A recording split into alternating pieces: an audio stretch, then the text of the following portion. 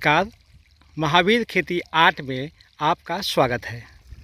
हमने 2 वीडियो पहले में अपने खेत में केंचुओं की भरमार दिखाया था।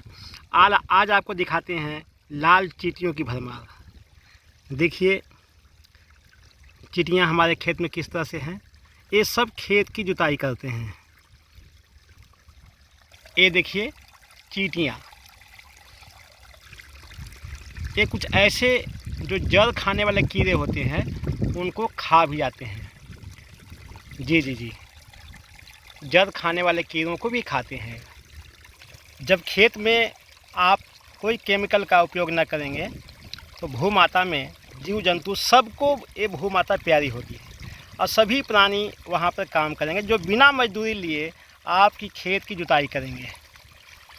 देखिए कितने चींटियाँ हैं। ये सब क्या करते हैं, आपकी मिट्टी को पलटते रहते हैं। ये देखिए चींटियाँ ही चींटियाँ, ये सब आपके जो भूमि के दुश्मन कीड़े हैं उनको नष्ट करते हैं, आपकी ज़मीन की जुताई करते हैं। देखिए पूरे खेत में फैले हुए हैं। मैं मिट्टी हटाता हूँ। देखिए हमारे बेड पर किस तरह से चींटियाँ आ गई हैं। ये पूरे ज़मीन को इतने छिद्रदार बना देंगे, जब पानी होगा तो वो भी हमारे ज़मीन में ही इतना अंदर जाएगा कि बाहर खेत से बाहर निकलने का की कोई गुंजाइश नहीं रहेगी। ये सब खेत को नीचे ऊपर करते रहे हैं। महावीर खेती में बेड में चलना नहीं होता है, जिससे किसी भी प्राणी का हमारे पैरों से दमन नहीं होता है, वो नाश नहीं होता है। ये पूरे अहिंसा का परिकाष्ठा है।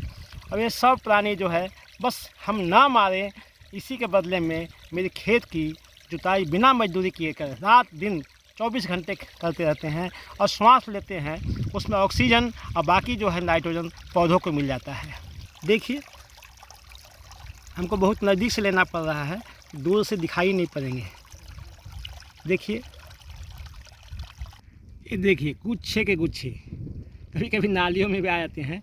धीरे धीरे ऊपर ही तैर कर वो बेड पर चले जाएंगे।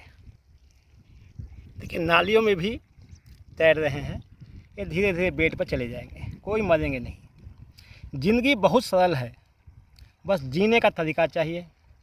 उसी तरह से खेती भी भू माता की सेवा है। अब कोई माँ नहीं चाहेगी कि उसका बेटा उसमें बहुत परेशान रहे। सब व्यवस्था किए हुए हैं, आपको कुछ करने की ज़रूरत नहीं है। बस नष्ट मत कीजिए। हल्का फुल्का शरीर को जितना आवश्यक है सेहत के लिए, उतना व्यायाम रूप में वो काम ले लेती है माँ।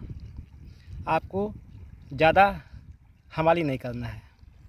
सीमेंट का बोरा खोलने जिसे आ गया वो 1 मिनट के अंदर खोल देता है फस, और जिसे खोलना नहीं आया वो लगा रहता है। वही हाल खेती में भी है।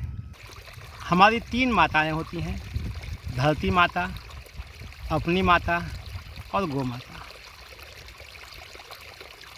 तो धरती माता वो कभी भी माँ के रूप में रहती है और हमें पोषण देती रहती है।